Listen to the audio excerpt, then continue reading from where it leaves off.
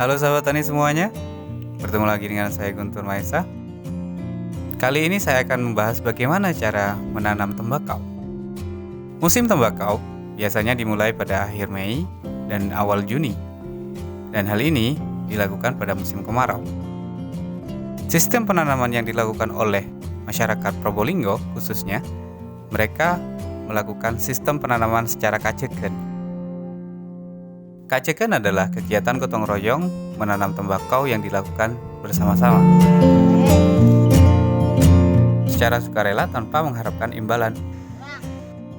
Tradisi ini menyebar di wilayah Kabupaten Probolinggo dan sekitarnya.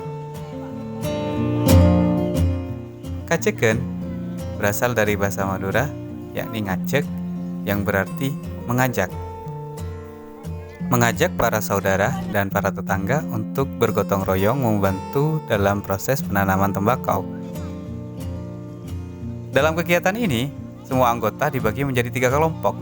Kelompok pertama adalah kelompok yang bertugas untuk menyiram tanah. Yang kedua adalah kelompok yang bertugas untuk menabur bibit.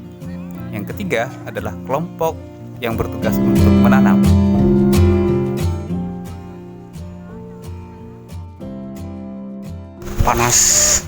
Panas guys.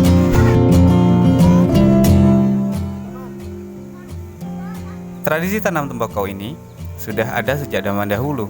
Namun, dengan ditemukannya sistem penanaman modern, tradisi ini hampir terancam punah.